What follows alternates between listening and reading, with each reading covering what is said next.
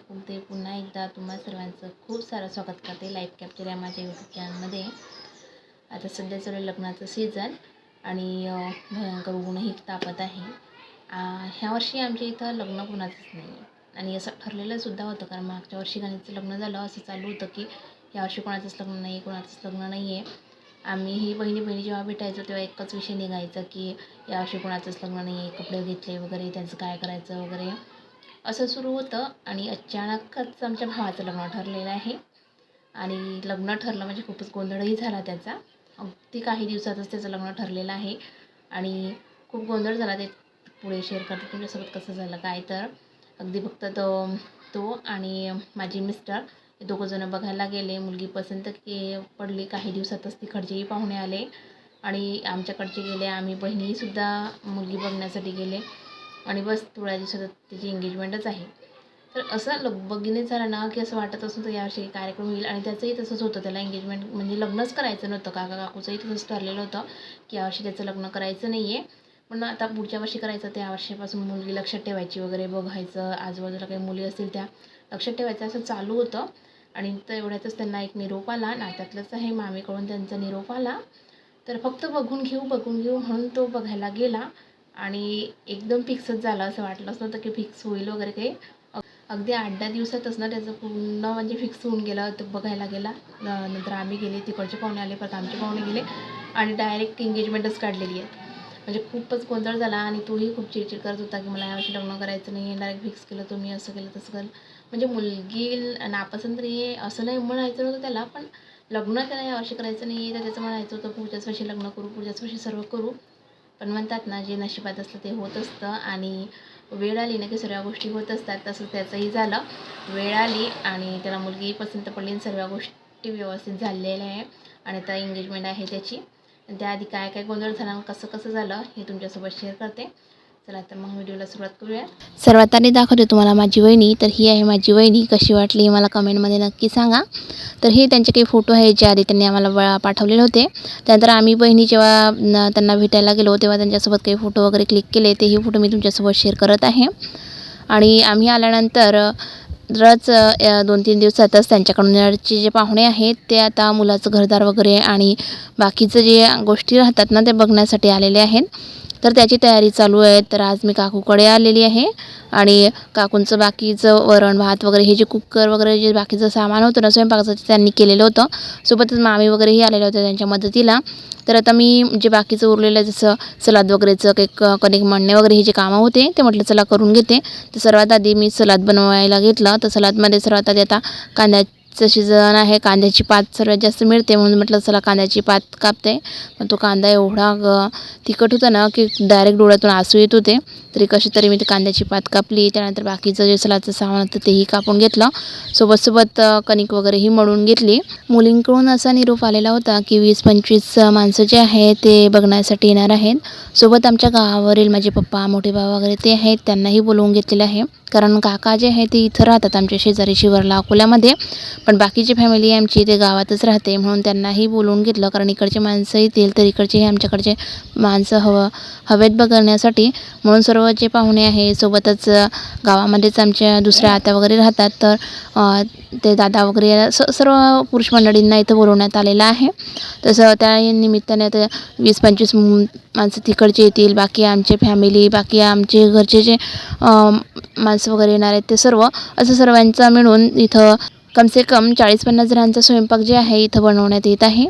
तर सर्व जी तयारी आहे आता स्वयंपाकाची ती झालेली आहे। आता पोळ्याच बाकी होत्या तर त्याही मी बनवायला घेतलेल्या आहेत। मामी मला पोळ्या बनवून देत होत्या आणि मी पोळ्या जे आहे ते शेकत होती।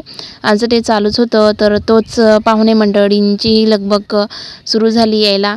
जे आमच्याकडचे पाहुणे होते ते हळूहळू ते येत गेले, कारण त्यांना दुरून यायचं होतं। पण ज्या नवरीचं गाव आहे, जे म्हणजे मुलीचं गाव आहे ते अगदी जवळच आहे, 15-20 मिनिटाच्याच अंतरावर मुलीचं गाव आहे.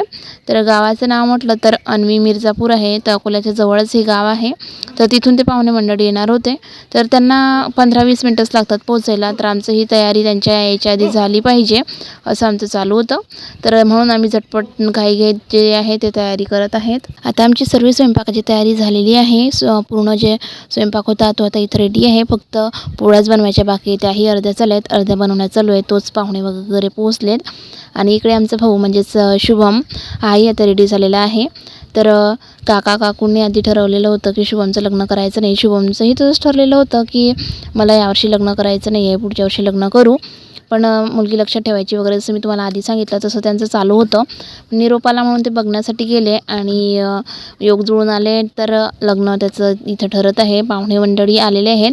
फक्त एक फॉर्मॅलिटी म्हणून या सर्व गोष्टी होत आहेत, कारण नात्यातल्या गोष्टी आहेत म्हणून नात्यातल्या नात्यात असल्याकारणाने त्यांना सर्वच माहिती आहे. मुलीकडच्यांना मुलाकडचं आणि मुलाकडच्यांना मुलीकडचं सर्वच गोष्टी माहिती होत्या. पण तरी एक फॉर्मॅलिटी बाकीच्या जे पाहुणे आहेत आमचे त्यांना सर्व गोष्टी बघायला मिळाव्यात म्हणून हे जे फॉर्मॅलिटी आहे ते तिथं चालू आहे. तर पाहुणे मंडळी आलेत. पाहुणे मंडळी आल्यानंतर इथं आता चहा वगैरे त्यांच्यासाठी ठेवण्यात आला, कारण ते अगदी 12-12:30च्याच दरम्यान येऊन गेले होते. सकाळचं वातावरण होतं थोडंसं, म्हणून चहा वगैरे इथं ठेवण्यात आला. नंतर मुलाचा बघण्याचा कार्यक्रम झाला. त्या शुभमला तिथं बोलवण्यात आलं. काही त्याला क्वेश्चन वगैरे जे असतात ते विचारण्यात आले. तर काही त्याच्याबद्दलची माहिती, काही घराबद्दलची, तो काय करतो वगैरे असं पूर्ण माहिती त्यांना विचारण्यात आली. ते झाल्यानंतर लवकरच जे आहे पाहुणे मंडळींची पंगत वगैरे बसवण्यात आली. तर मी त्यासाठी जे जेवणाचं सामान वगैरे होतं ते काढून दिलं आणि शची खूप चिडचिड करत होती तिथं. तर म्हटलं चल तुला आधी झोपवून ठेवते, कारण तिचं जेवण वगैरे झालं होतं, तिचा झोपायचा वेळ झालेला होता. म्हणून तिला मी घरी घेऊन आली. तर बाईचं घरी आल्यानंतर वेगळेच नाटकं सुरू झाले. मला हे करायचं आहे, मला बुक वाचायचं, असं करायचं तसं करायचं तिचं चालू होतं. नंतर तिला झोपवलं वगैरे आणि मी तिथं गेली काकूकडे. तोपर्यंत पाहुणे वगैरे निघून गेले होते. आमचे जेवण वगैरे बाकी होते महिला मंडळीचे. आम्ही जेवण वगैरे केले आणि तो जो दिवस आहे तो तिथं संपला.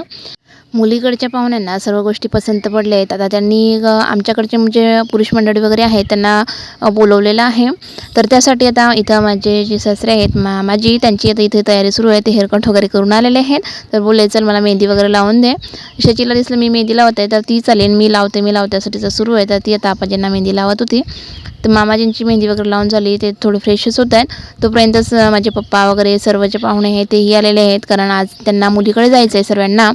तर ते शचीसाठी छान अशी डॉल घेऊन आलेले आहेत. तर शचीला डॉल एवढी आवडली की ते डॉलला घेऊनच माझी डॉल माझं बाळ करत तिच्यासोबत खेळत आहे. तिचं खेळणं चालू होतं. माझे कामं वगैरे आवरणं सुरू झालेत आणि हे पाहुणे मंडळी जे आलेले होते जसं की गावावरचे आमचे माझे मोठे बाबा वगैरे, ते सर्वांनी मिळून चहा नाश्ता वगैरे केला आणि ते सर्वजण मुलीकडे गेलेत.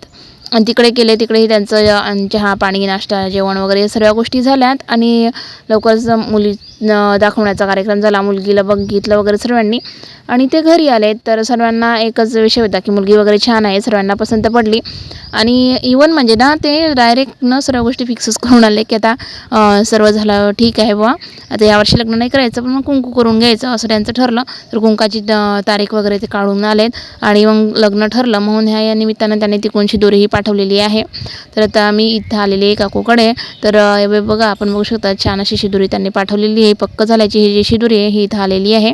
चला तर फायनली तर भावाचं लग्न ठरलेलं आहे. काही दिवसावर तर त्याची एंगेजमेंट आहे. त्या आधीची तयारी वगैरे हे जे आहे याचे व्हिडिओ मी तुमच्यासोबत शेअर करतेच.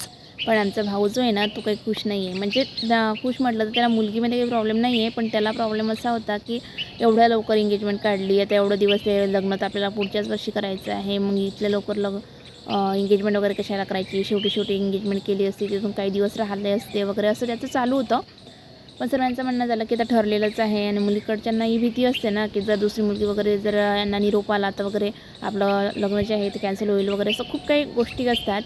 म्हणून त्यांनी झटपट घाई केली आणि काकूनही ठरवलं की चला आता ठरलेलंच आहे, सर्व पसंतच आहे आपल्याला, तर मग जास्त पुढे ढकलण्यात काही अर्थ नाही आहे हे.